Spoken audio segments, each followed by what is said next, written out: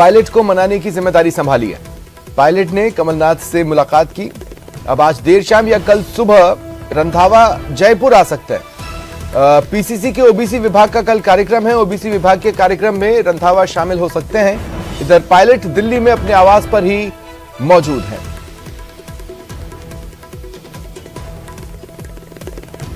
सचिन पायलट पर सियासी हलचलें तेज हैं। देखिए, जिस दिन सचिन पायलट ने अनशन की घोषणा की थी, सुखजिंदर सिंह रंधावा को उनसे बात करने की जिम्मेदारी सौंपी गई थी और पायलट के अनशन के बाद सुखजिंदर सिंह रंधावा इस मैटर में जिम्मेदारी संभालते नजर भी आ रहे थे। लेकिन कल के अगर आप उनके रिएक्शंस को देखेंगे तो उनकी बॉडी लैंग्वेज जो थी वो एग्रेसिव थी, गुस्से से भरी हुई थी।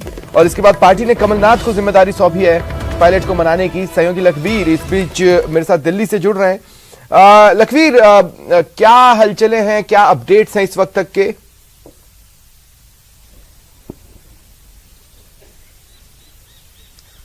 देखिए स्वप्निल, फिलहाल सचिन पायलट अपने दिल्ली आवास पर मौजूद हैं। कल उनकी 1.5 से करीब 2 घंटे तक मध्य प्रदेश के पूर्व मुख्यमंत्री कमलनाथ और कांग्रेस के संगठन महासचिव केसी वेणुगोपाल से महत्वपूर्ण मुलाकात दिल्ली में हुई है। उस मुलाकात को काफी महत्वपूर्ण माना जा रहा है क्योंकि इस पूरे घटनाक्रम की सुलह का फॉर्मूला तय किया गया है। दरअसल सुखजिंदर सिंह रंधावा को जिम्मेदारी सौंपी गई थी। उन्होंने बखूबी प्रयास भी किए, लेकिन उनके प्रयास कहीं सफल नहीं हो पा रहे थे। हालांकि उनकी 3 दौर की वार्ता कांग्रेस के अध्यक्ष मल्लिकार्जुन खड़गे के साथ कल हुई। केसी वेणुगोपाल से भी वो मिले। जब मल्लिकार्जुन खड़गे से मिलने सुखजिंदर सिंह रंधावा गए, तब केसी वेणुगोपाल भी साथ मौजूद थे और राहुल गांधी से भी इन तीनों नेताओं की मुलाकात हुई। लेकिन मध्य प्रदेश के पूर्व मुख्यमंत्री कमलनाथ की एंट्री करवाई गई सुलह के लिए, क्योंकि पायलट परिवार के काफी पुराने नजदीकी वो माने जाते हैं। स्वर्गीय राजेश पायलट के अच्छे मित्र कमलनाथ हैं, तो इसलिए उन्होंने सचिन पायलट से मुलाकात तो की ही, इसके अलावा रमा पायलट से भी कल उन्होंने बात की और सुलह का फॉर्मूला तैयार करने के लिए पूरी बखूबी उन्होंने अपनी महत्वपूर्ण भूमिका निभाई है। अब जहां तक बात है, अगले 1 से 2 दिन में एक सुलह का फॉर्मूला तय कर लिया जाएगा, जिसके बाद सचिन पायलट जो है वो राजधानी जयपुर में दिखेंगे और कहीं ना कहीं उनकी नई भूमिका भी तय की जा सकती है। हालांकि उनको केंद्र में लाने की चर्चाएं थी, लेकिन सचिन पायलट का फिलहाल जो मन है वो राजस्थान में ही काम करने का है। उस पर फिलहाल सहमति नहीं बन पाई है।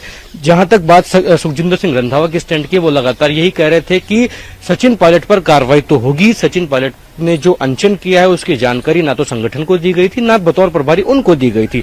ऐसे में उन पर कार्रवाई की जाएगी। हालांकि जिस प्रकार की स्थितियां अब बनी हुई है, जिस प्रकार की परिस्थिति अब बनी हुई है स्वप्निल, ये लगता है कि किसी प्रकार की कोई ठोस कार्रवाई सचिन पायलट पर ना हो। ये हो सकता है कि कोई हिदायत उनको दे दी जाए, संगठन की फटकार उसको कहा जा सकता है, लेकिन अब किसी प्रकार की कोई ठोस कार्रवाई उन पर होती नहीं दिख रही है। इसी बीच 17 अप्रैल को उनका दौरा आ गया है सचिन पायलट का कि झुंझुनू में वो जाएंगे। झुंझुनू में कई कार्यक्रमों में वो शिरकत करेंगे। खेतड़ी जाने का उनका प्रवास है।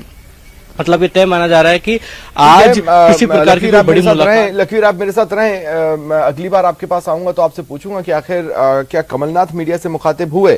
वो भी संकट मोचक रहे हैं पार्टी के कई मोर्चों पर। सहयोगी सचिन जयपुर से इस वक्त मेरे साथ जुड़ रहे हैं। सचिन, देखिए, जितने भी लोग इस खबर से जुड़े हुए हैं वो ये जानते हैं कि सुलह का कोई परमानेंट फॉर्मूला हो नहीं सकता, जिस तरह के हालात बन गए और जिस तरह पर पार्टी ने हालात को लाकर खड़ा कर दिया।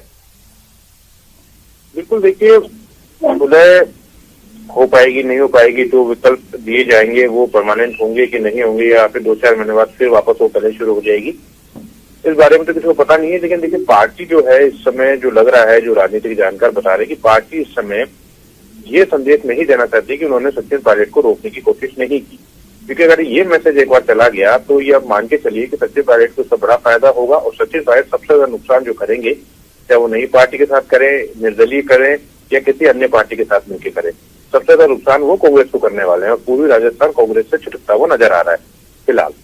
तो यही वजह है कि पार्टी हर संभव प्रयास कर रही है। आपको ध्यान हो, जब पिछली बार इस तरह की समस्या आई थी, इस तरह से नाराजगी सचिन पायलट ने व्यक्त की थी, तो उनको मिलने का समय तक नहीं दिया गया था, उनकी बात नहीं सुनी गई थी। और उसके बाद जब उन्होंने कदम उठा लिया है तो उसके बाद अब लगातार आप ये देखिए कि राहुल गांधी खुद मीटिंग कर रहे हैं, कमलनाथ को जिम्मेदारी दी गई है और सचिन पायलट को किसी तरह की कार्रवाई नहीं हो पाई है। क्योंकि अगर सचिन पायलट को कार्रवाई की जाती है तो जो पहले 3 अन्य नेता हैं जो 25 सितंबर की घटना के लिए नोटिस पा चुके हैं, उन पे कार्रवाई का दबाव लगातार बन रहा है।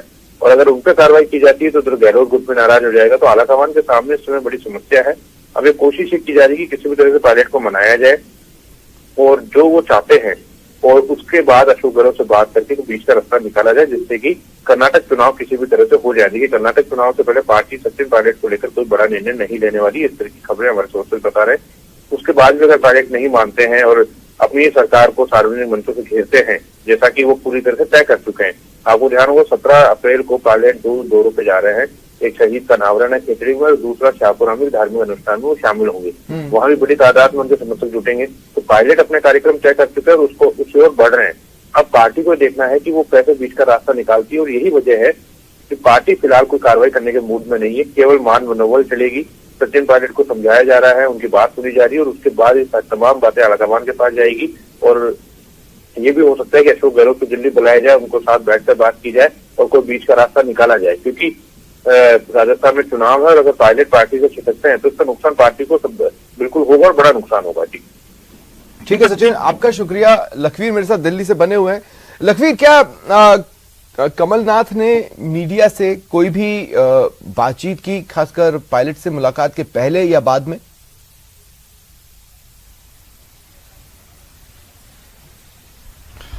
देखिए स्वप्निल, कमलनाथ इस वक्त ट्रबल शूटर की भूमिका में हैं और वे काफी गहरे राजनेता माने जाते हैं। फिलहाल ना तो मीडिया से उन्होंने बातचीत की है, ना वो मुखातिब हुए हैं।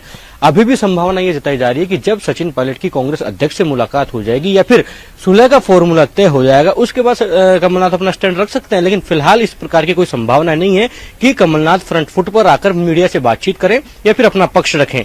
जहां तक बात सचिन पायलट की है, सचिन पायलट को लेकर अगले 1 से 2 दिन में कोई सुलह का फॉर्मूला तय किया जाना संभव है। हालांकि आज उनकी कोई महत्वपूर्ण बैठक होनी है क्या, इस पर फिलहाल सभी की निगाहें हैं। क्योंकि अभी जिस प्रकार से कल जो बैठक हुई, 1.5 से 2 घंटे की जो बैठक हुई, उसके बाद कोई बड़ी बैठक आज हो ये संभव नहीं है। क्योंकि आज से 3 दिवसीय दौरे पर मल्लिकार्जुन खड़गे भी दक्षिण भारत के प्रवास पर जा रहे हैं।